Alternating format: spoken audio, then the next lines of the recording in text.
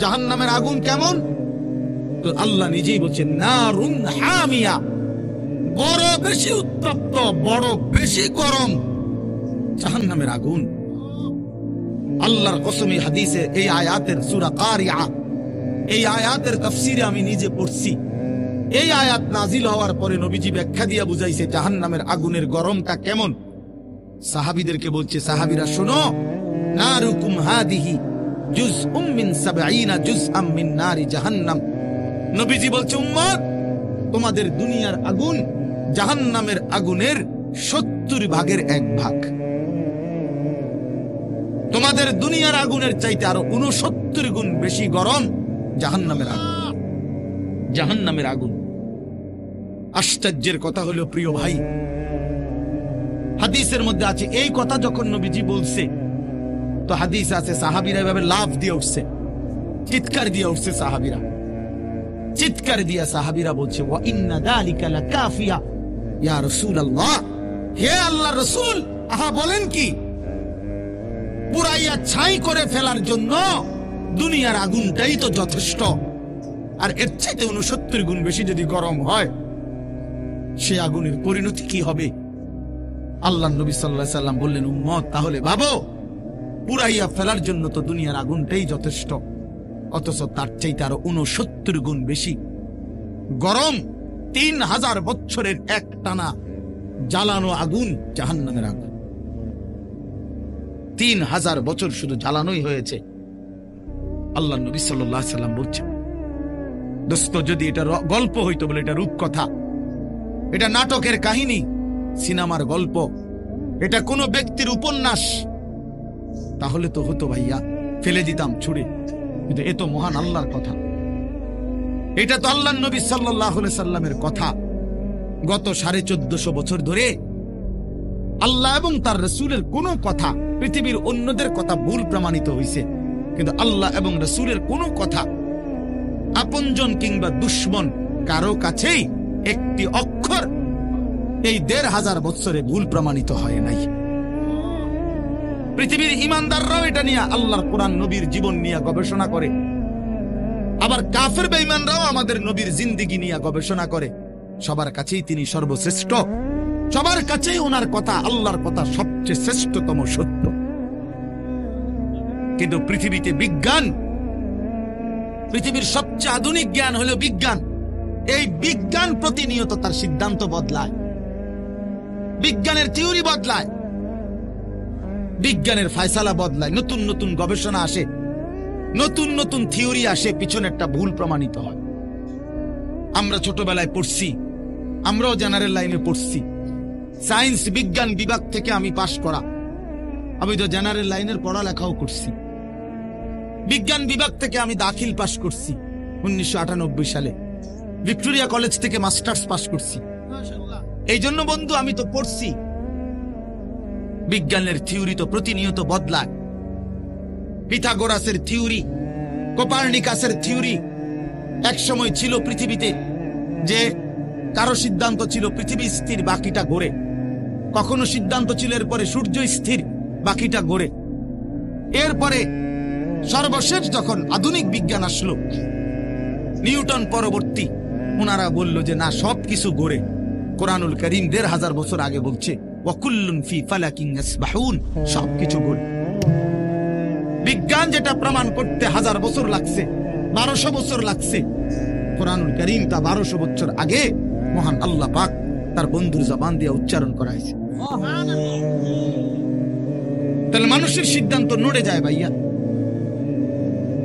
আধুনিক বিজ্ঞান প্রমাণ করছে, আধুনিক বর্তমান পৃথিবীর বাস্তবতা, যে ম্যালথাসের থিওরি ভুল থিওরি, পপুলেশন থিওরি ভুল। কোন দেশের জন্য জনসংখ্যা সমস্যা, মানুষ বেড়ে গেলে ওই দেশের সমস্যা, এটা গোটা পৃথিবীতে একটা ভুল থিওরি। এখন কোন পৃথিবীর কোন দেশে এখন আর জনগণ সমস্যা না, জনসংখ্যা সমস্যা না। গোটা ইউরোপ আর্থিক প্রণোদনা মানে আর্থিক বরাদ্দ বাড়াইছে শুধুমাত্র ইউরোপের শত শত দেশে, সব দেশে, যে বাচ্চা যেন আরো বাড়ায়, তাদের বাচ্চা কমে যাচ্ছে। ফরেনার, অভিবাসী, অর্থাৎ অন্য দেশ থেকে অন্য মানুষ বাইরে যাইতেছে, মূল জনগোষ্ঠী কমে যাইতেছে। এই বাচ্চা এখন বাড়াইতে বলতেছে, আর্থিক নতুন বরাদ্দ দিচ্ছে, বরাদ্দ বাড়াচ্ছে, ইন্ডিয়া পর্যন্ত দিচ্ছে এটা। তাহলে পপুলেশন থিওরি ভুল থিওরি। পৃথিবীর কোন দেশের জনসংখ্যা সমস্যা না, জনসংখ্যা আরো হওয়া দরকার। প্রত্যেক দেশের জন্য সমস্যা হলো সুদ ডাকাত, সুদখোর, ঘুষখোর, দুর্নীতিবাজ, হারামখোর, অবৈধ উপার্জনকারী, এরা হইল ওই দেশের কি সমস্যা। দেশের উন্নতির বাধা, অগ্রগতির বাধা জুলুমবাজ, দুর্নীতিবাজ। এই জন্য কোন মহিলারে 30 দিনে 30টা বড়ি না খাবাইয়া হারামখোর সুদখোর রে 30টা বড়ি খাবার দরকার নেই। তাহলে তাতে করে এই বেঈমান, এই হারামখোর গুলো, এই দুর্নীতিবাজ গুলো বড়ি খাইয়া, বেডিতের বড়ি খাইয়া যেন মরে যায়নি। তুই কমলে বালা বাড়া, নতুন বাচ্চা আইলে ভালো, তুই তুষর, তুই সিটার, তো তারে বড়ি খাবার দরকার, বাট পার রে হারামখোরকে বড়ি খাবার দরকার। ওই পৃথিবীর সমস্যা। মায়ের কোলের ছোট্ট বাচ্চা পৃথিবীর কি না সমস্যা না? মাসুম বাচ্চা পৃথিবীতে কি হইতে পারে না? সমস্যা হইতে পারে না। অন্যায়কারী সমস্যা, জালেম সমস্যা, জুলুমবাজ সমস্যা। এই জন্য দোস্ত, আমি অনুরোধ করছি, পৃথিবী নিয়ে কিছু কম বেশি পড়ালেখা আমরাও করি, এখনো গোটা পৃথিবীর খোঁজ খবর আমরাও রাখি, পৃথিবীর আধুনিকতার সাথে আমরাও পরিচিত, কে কোথান দিয়ে কতদূর ডেভেলপ হয়েছে আমরাও খোঁজ খবর রাখি। আমরা কোনো মাটির তলের থেকে আইছি না, চাঁদের দেশ থেকে আসছি না, পৃথিবীতেই থাকি। এই জন্য আমরা এটা অনুরোধ করছি, আল্লাহর কোরআন, রাসূলুল্লাহ সাল্লাল্লাহু আলাইহি ওয়াসাল্লামের সুন্নাহ, ইসলাম ব্যতীত, আল্লাহর আনুগত্য ব্যতীত বন্ধু পৃথিবীর কোথাও কারো কাছে সুখের কোনো ঠিকানাই নাই, কারো কাছে নিরাপত্তা নাই। নিরাপত্তা শুধুই আল্লাহর হাতে। আধুনিকতার সমস্ত প্রযুক্তি, পৃথিবীর সর্বাধুনিক প্রযুক্তি আমেরিকার কাছে ছিল, কিন্তু মহান আল্লাহ পাক যখন আগুনের গজব দিছে, 10 দিনে 14,000 ফায়ার সার্ভিস কর্মী একসাথে পানি দিছে। লস অ্যাঞ্জেলসের পাশেই সাগর, সাগরের পানি পারে না, ঢাইলা দিছে। তারপরেও আল্লাহর আযাব আগুন 1 মিনিটের জন্য বন্ধ করতে পারে নাই। অতএব কথা প্রমাণিত, বেঈমান ব্যর্থ, আল্লাহই বিজয়ী, আল্লাহই বিজয়ী। বেটা এটা বুঝতে হবে বন্ধু, আল্লাহই বিজয়ী। আমেরিকার কোন প্রযুক্তিটার ছিল না? আগুন নিবাইতারে না, কথা বলেন না কেন? হাজার হাজার কোটি কোটি টাকার, বিলিয়ন মিলিয়ন ডলারের মালিক, পথের ফকির, ভিক্ষা করে, ভিক্ষা করে।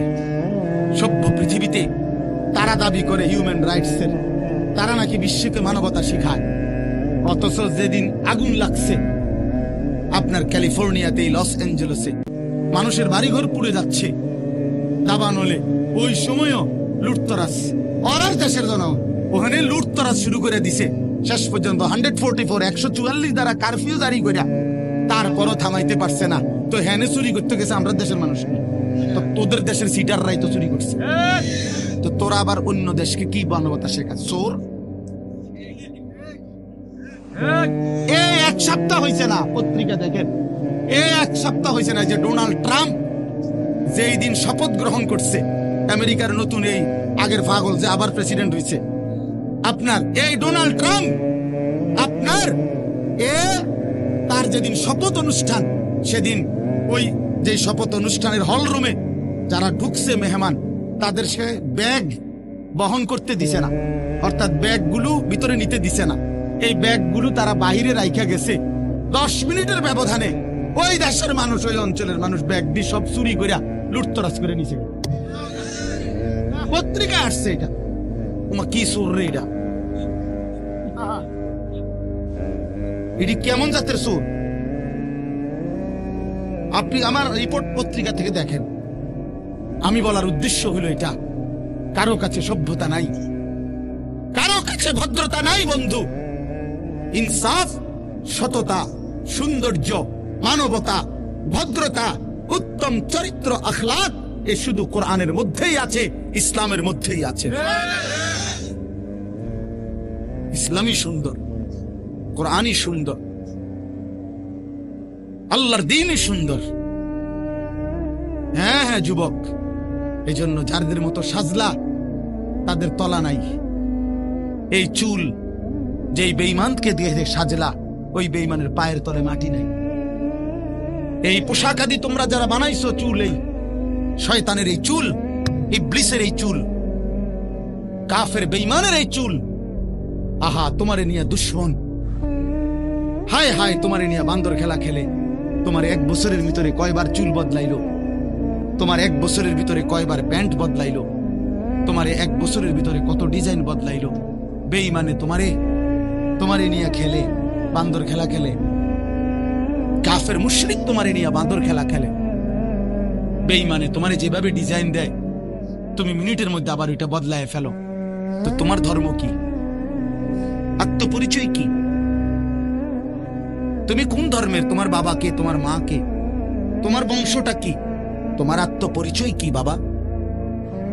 ইনসাফের সাথে বলো ভাই, একটা ছেলে হইল বাবা, তোমার আত্মপরিচয় আছে কিনা? কোন আত্মসম্মান আছে কিনা? তোমার কোন আলাদা ধর্ম আছে কিনা? তোমার কোন বানানেওয়ালা আছে কিনা? আমাদের প্রিয় নবী সাল্লাল্লাহু আলাইহি ওয়াসাল্লামের চাইতে সুন্দর কুল কায়নাতের মধ্যে আর কে ছিল? আর কে হবে? কথা বলেন না। প্রিয় নবী সাল্লাল্লাহু আলাইহি সাল্লামের চাইতে সুন্দর আর কেউ আছে? হযরত কাব ইবনে মালিক রাদিয়াল্লাহু তাআলা আনহু বলেন, আল্লাহর নবী সাল্লাল্লাহু আলাইহি সাল্লাম ইজা সাররা ইস্তানারা ওয়াজহুহু, নবীর সাহাবী কাব ইবনে মালিক বলে, নবীজি যখন হাসতেন, নবী সাল্লাল্লাহু আলাইহি সাল্লামের পুরো চেহারা মোবারক নূরে নূরে ভরে যেত, আলোয় ভরে যেত, আলোয় ভরে যেত। কান্নাহু কিতাতুম মিনাল কামার। হযরত কাব বলেন, আমার মনে হতো যেন চাঁদের একটা টুকরা প্রিয় নবীর চেহারা, এমন সুন্দর ছিলেন তিনি।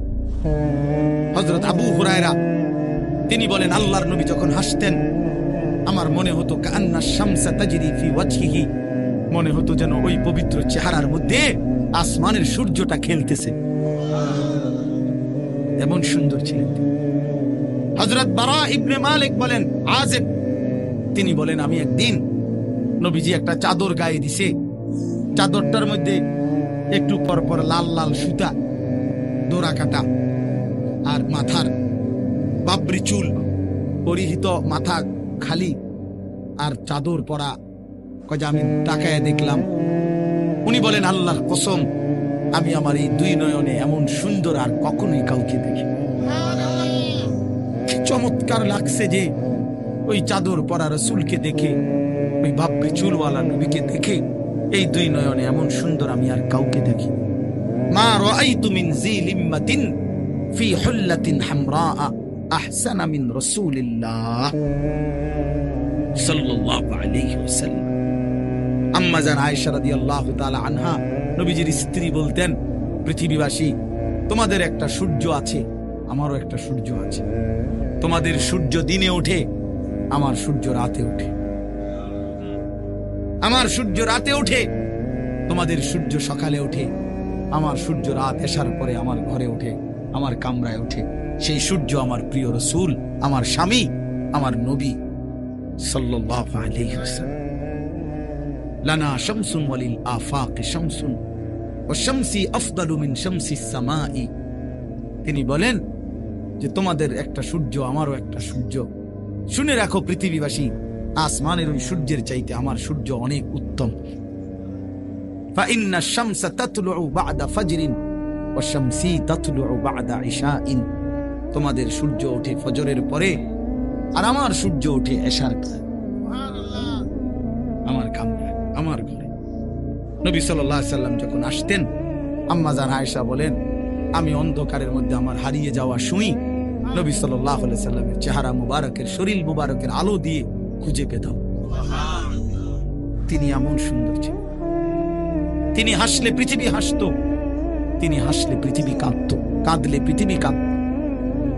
নবী সাল্লাল্লাহু আলাইহি সাল্লাম হাঁটলেও সুন্দর, তিনি বসলেও সুন্দর, তিনি কথা বললেও সুন্দর, তিনি চুপ থাকলেও সুন্দর। তিনি যখন রাস্তা দিয়ে হাঁটতেন, তো সেই রাস্তা পুরাটা মেশক আম্বরের ঘ্রাণ হয়ে যেত। তিনি যখন বসতেন, আর চেহারা মুবারক, দেহ মুবারক থেকে যখন ঘাম ঝরতো, তো সাহাবাই কারাম সেটা আতর হিসেবে ব্যবহারের জন্য যত্ন করে রেখে যেত। এমন সুন্দর ছিল, এত সুন্দর, এত সুন্দর, এত সুন্দর, এত সুন্দর, এত সুন্দর, এত সুন্দর। সেই সৌন্দর্যময় নবী সাল্লাল্লাহু আলাইহি সাল্লামকে কেন ছেড়ে দিলাম? প্রিয় ছেলেরা আমার, বাবারা আমার, কেন প্রত্যাখ্যান করলেন? কেন বাপ আল্লাহর নবীকে ছেড়ে দিলা? বাপ কেন ছেড়ে দিলাম? এই জন্য দোস্ত, বন্ধু, মেহেরবানি করে, দয়া করে, আল্লাহর ওয়াস্তে ইনসাফের সাথে এই কথা আমরা বললাম। আজকে তোমরা যারা শুনছো ভাই, কিশোর নওজোয়ান, তোমাদের কাছে অনুরোধ, একবার আমার কথা যদি কখনো মনে পড়ে তো একবার এই বন্ধুর কথা মনে করো। তোমার বিবেককে 1 মিনিটের জন্য প্রশ্ন করো, নিজেরে নিজে আলাদা, একাকী। বন্ধুদের সাথে মিল্লা পারতা না, সমবয়সীর লগে পারতা না ভাইয়া, তুমি একা ভাইব যে আল্লাহর নবী সাল্লাল্লাহু আলাইহি সাল্লামকে কেন প্রত্যাখ্যান করলাম, ইসলামকে কেন ছেড়ে দিলাম, কি কারণে? আর কাফের বেঈমানদের সৌন্দর্যের মধ্যে কি পাইলাম? নফসের শাহওয়াত, মনের চাহিদা পূরণ ছাড়া আর কি? আর মনের চাহিদা পূরণ, মনের ইচ্ছা মতো চলা, এটা তো আল্লাহ তাআলা বলছে কুকুরের স্বভাব। বলছি কিনা, একটু আগে বলছি কিনা এই আয়াত? অতএব আমরা ইনসাফের সাথে বোঝা উচিত আমাদের প্রিয় নবী সাল্লাল্লাহু আলাইহি ওয়াসাল্লামের সৌন্দর্য, শ্রেষ্ঠত্ব, আখলাক, তার জিন্দেগি, এটাই কুল কায়নাতের মধ্যে সবচেয়ে সুন্দর, সবচেয়ে। আল্লাহ তাআলা মেরাজে নবী সাল্লাল্লাহু আলাইহি সাল্লামকে আরশে আজিমের মেহমান বানাইছেন। আরশে আজিমে নিয়ে আল্লাহ বন্ধুকে বলছেন, বন্ধু আজকে আপনাকে যেখানে আনলাম, আপনারে শুধু বলতে চাই 2টা কথা। আল্লাহ নবীকে বলছে, বন্ধু 1 নাম্বার কথা হলো, আজ এই মেরাজের রাতে আমি 2 জিনিস প্রমাণ করি আপনাকে, শুনেন। এক হলো, আপনি নিচের দিকে তাকায়া দেখেন, আপনার কদমের নিচেই আমার গোটা সৃষ্টি জগৎ। আপনার উপরে আর কিচ্ছু নাই, কোনো সৃষ্টি নাই, আর কোনো মাখলুকাত নাই, শুধু আমি আল্লাহ আছি উপরে। আর আপনার কদমের নিচেই আমার গোটা সৃষ্টি।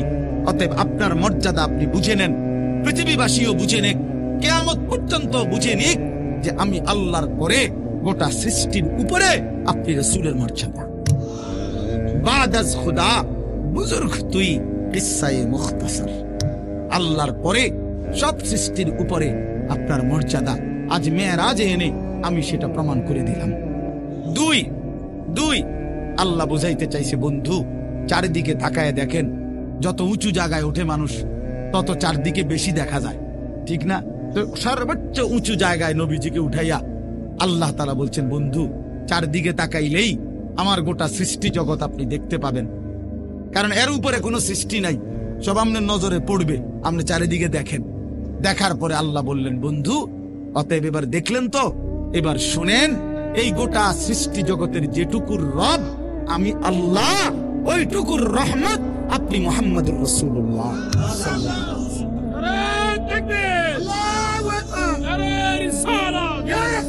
আমি রব্বুল আলামিন, আপনি রাহমাতুল লিল আলামিন। যত কিছুর রব আমি, তত কিছুর রহমত আপনি। একই শব্দ ব্যবহার করছেন, রব্বুল আলামিন, রাহমাতুল লিল।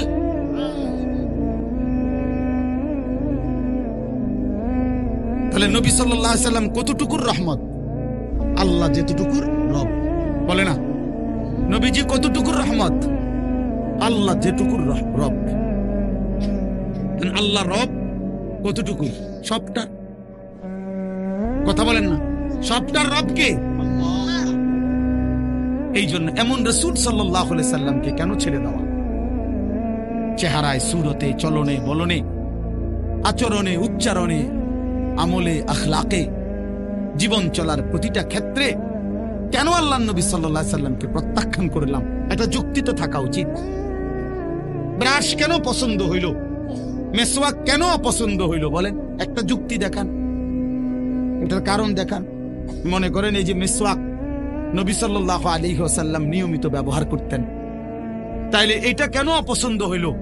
ব্রাশ ওই জায়গার মধ্যে পুরাপুরি জীবনের সাথে মিশে গেল, কেন ভাই? আপনি কখনোই শুনেন নাই যে মেসওয়াক নবীজির সুন্নাত? তো এটা কেন প্রত্যাখ্যান করলেন জীবন থেকে? টোটালি ভুলাই দিলেন। দস্তরখান সমান জায়গায় বিছায়া, এটা নবী সাল্লাল্লাহু আলাইহি সাল্লামের সুন্নাত, এটা কেন ছেড়ে দিলেন? ডাইনিং টেবিলটাকে জীবনের জন্য স্থায়ী করে নিলেন কেন বাপ? আপনি শোনেন নাই দস্তরখান নবীজির সুন্নাত? বলেন বলেন না বাবা। নবী সাল্লাল্লাহু আলাইহি ওয়াসাল্লাম কখনোই দুর্গন্ধ পছন্দ করতেন না। এক বিন্দু, একটা কাঁচা পেঁয়াজের গন্ধ, কাঁচা রসুনের গন্ধ নবীজি পছন্দ করতেন না। ঘামের গন্ধ নবী পছন্দ করতেন না। এত পরিচ্ছন্ন, পবিত্র, সুগন্ধিময় তিনি ছিলেন। হাদিসে আছে নবী সাল্লাল্লাহু আলাইহি সাল্লাম বলছেন, পৃথিবীতে তিনটা জিনিস আমার সবচেয়ে প্রিয়। এক নাম্বার হলো আত্তিব, আতর, সুগন্ধি, এক নাম্বার এটা। তো যেই নবী সাল্লাল্লাহু আলাইহি সাল্লাম কোনোভাবেই দুর্গন্ধ পছন্দ করতেন না, নিজেকে পবিত্র সুগন্ধিময় রাখা, এটা নবী সাল্লাল্লাহু আলাইহি সাল্লামের সুন্নাত। আপনি যে 60 বছর পর্যন্ত বিড়ি সিগারেটের এই দুর্গন্ধ নিজের জীবনের সাথে মিলাইয়া নিলেন, কেন নিলেন? কথা বলেন না কেন? বিড়ি সিগারেট সুগন্ধিময় না দুর্গন্ধময়? তো এটা কেন জীবনের জন্য বাধ্যতামূলক করে নিলেন? 60 বছর বয়সেও আপনি এখনো বিড়ি সিগারেট খান আমার বাবা, তো সেই নবী সাল্লাল্লাহু আলাইহি সাল্লামের সামনে সুপারিশের জন্য কেমনে দাঁড়াইবেন? সুপারিশের কোনো নিয়ম কানুন নাই। কথা বলেন না কেন? নবীজির সুপারিশের কোনো নিয়ম কানুন নাই, কি কোনো আইন কানুন নাই, কোনো কাগজপত্র নাই। এটা কি আল্লাহ নবী সাল্লাল্লাহু আলাইহি সাল্লাম বলে দিছে নাকি যে উম্মত মৃত্যু পর্যন্ত গুনাহ, চুরি, ডাকাতি, জিনা, ব্যভিচার, সুদ, ঘুষ, মদ, জুয়া, নারী, ছবি, নাটক, সিনেমা, বিড়ি, সিগারেট, বেপর্দা, বেহায়াপনা করতে থাকবা মৃত্যু পর্যন্ত, আমার কাছে আসবার পরে আমি জান্নাত দিয়ে দেব। এই তো সুপারিশ, এটাই তো কথা। তাইলে বলেন বাবা, ওই দুর্গন্ধওয়ালা চেহারা নিয়া, মুখ নিয়া নবীজির সামনে কেমনে দাঁড়াইবেন? কেন ভুলে গেলেন? কেন ভুলে গেলেন? আল্লাহ নবী সাল্লাল্লাহু আলাইহি সাল্লামের এক এক সুন্নাতকে কেন প্রত্যাখ্যান করলেন? কেন প্রত্যাখ্যান করলেন? বলেন, ইনসাফের সাথে বলেন। বলেন, দাড়িবিহীন চেহারা কেমনে পছন্দ হইল? দাড়িওয়ালা চেহারা অপছন্দ হলো কেন? বলেন। কাউরে একক লজ্জা দেওয়া খোদার কসম আমার উদ্দেশ্য না, কিন্তু আমি বিবেক জাগাইতে চাই, দিল জাগাইতে চাই। বিবেকের সাথে বোঝাপড়া করেন। কেন আল্লাহ নবী সাল্লাল্লাহু আলাইহি সাল্লামের চেহারা মোবারকের সৌন্দর্য আপনি ফিরাই দিলেন? কেন প্রত্যাখ্যান করলেন? বলেন। এই পৃথিবীর একমাত্র ইতিহাস, এই পৃথিবীতে আসমানের নিচে জমিনের উপরে একমাত্র ঘটনা পৃথিবীতে যে দাড়িওয়ালা যুবকের সৌন্দর্য দেখে 40 জন নারী হাতের আঙ্গুল কাইটা ফেলছে। এটা পৃথিবীতে যুবকের, দাড়িওয়ালা যুবকের ঘটনা, কিন্তু দাড়িবিহীন কারো এমন ঘটনা ঘটছে পৃথিবীর ইতিহাসে এমন নাই। আর সেই দাড়িওয়ালা যুবকের নাম ইউসুফ আলাইহিস সালাম। ওই যুবক তো দাড়িওয়ালা যুবক ছিল। কথা বলেন না কেন? বলেন, সাফ বলেন, ইনসাফ করে বলেন। বলেন, এই জওয়ান রাসূলুল্লাহ সাল্লাল্লাহু আলাইহি সাল্লামের পবিত্র চুল মুবারক বাবরি চুলওয়ালা ছিল। সাহাবী বলেন, এমন সুন্দর আমি আর কোনোদিন দেখি নাই। তাহলে তোমরা যারা ইহুদি, খ্রিস্টান, কাফের, মুশরিক, দাজ্জাল, বেঈমানের মতো চুল রাখছো, বাবা কারে জিজ্ঞাসা করে? নবীজির চুল মুবারকের সৌন্দর্য ফেলে দিলা কেন?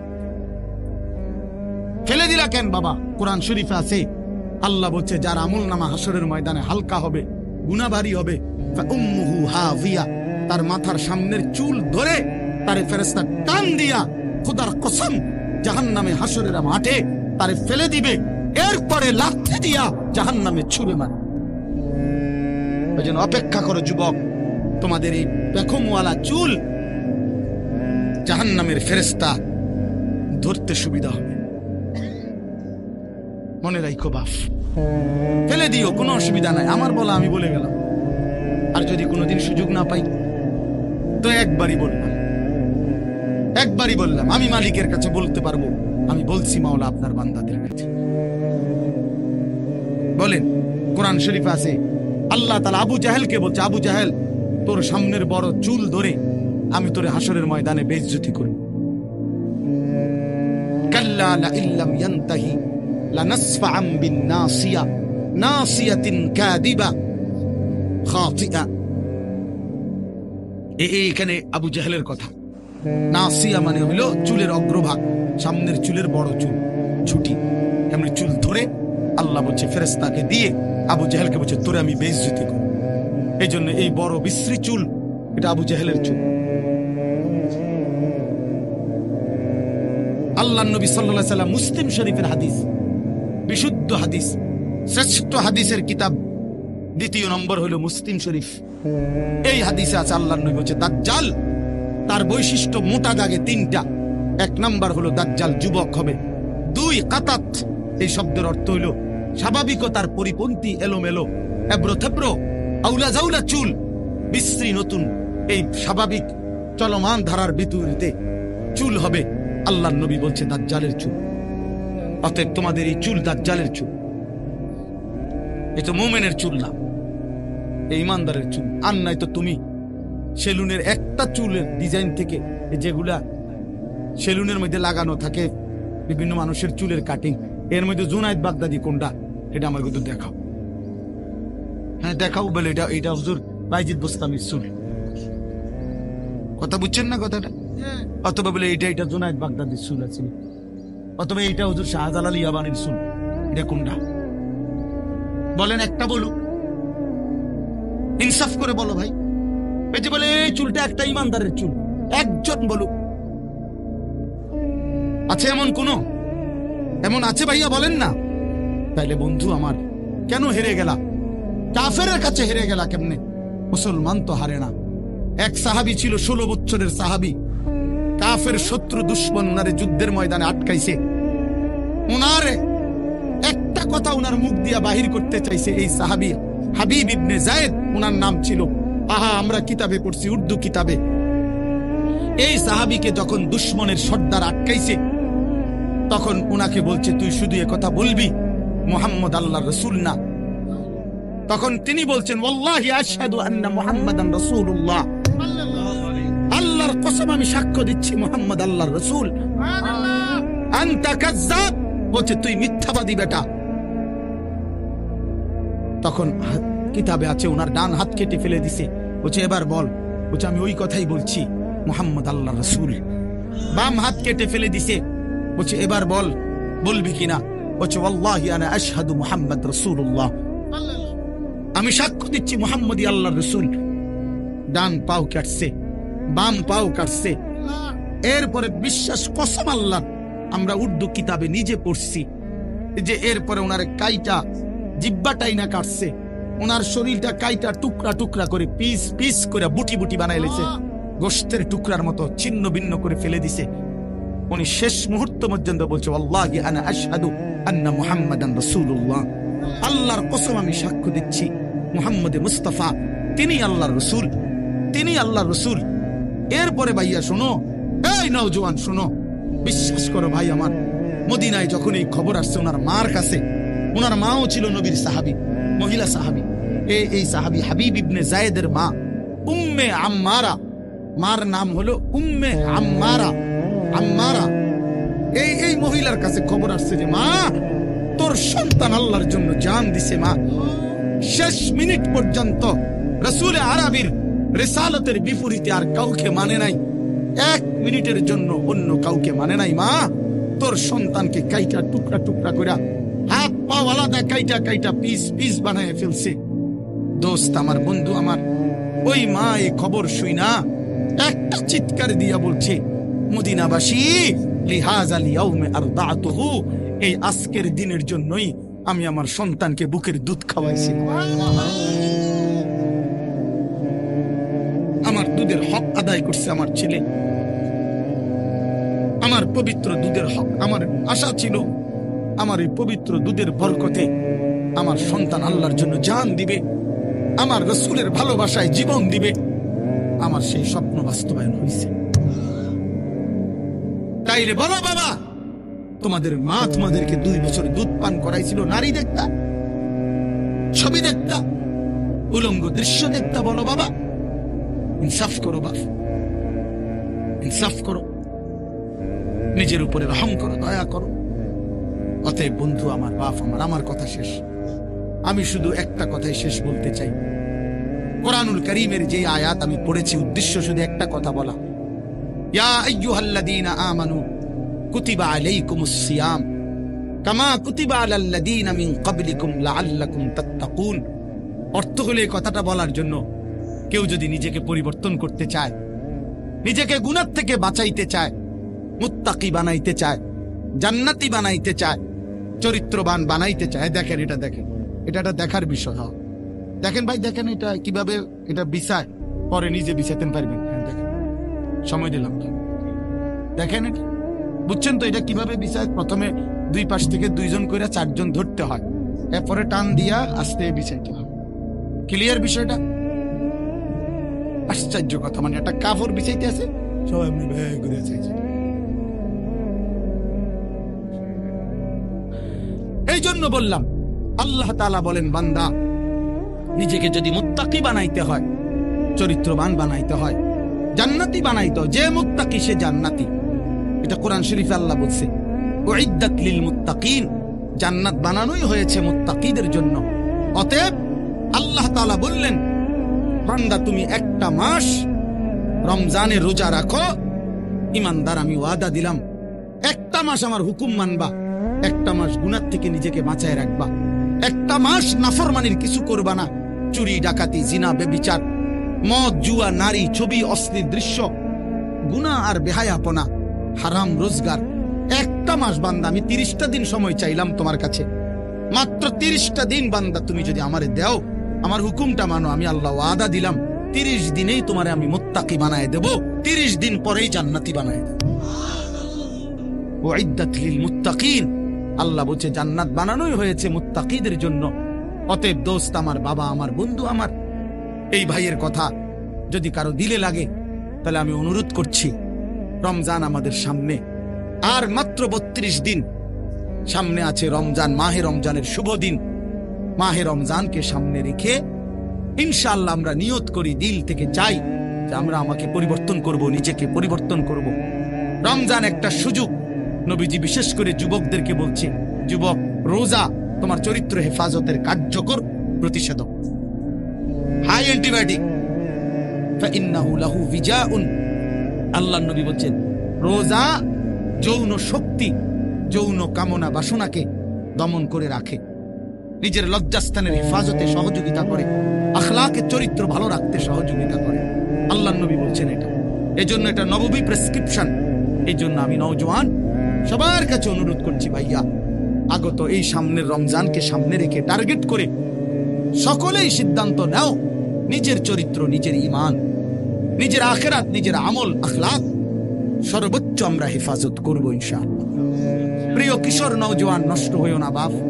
আবারও বলছি সেই প্রথম কথা, এই পৃথিবীর কোনো উপকার যদি নাও করো, এই সমাজের কোনো কল্যাণ যদি তোমার দ্বারা নাও হয়, কমপক্ষে নিজের নষ্ট করিও না বাপ।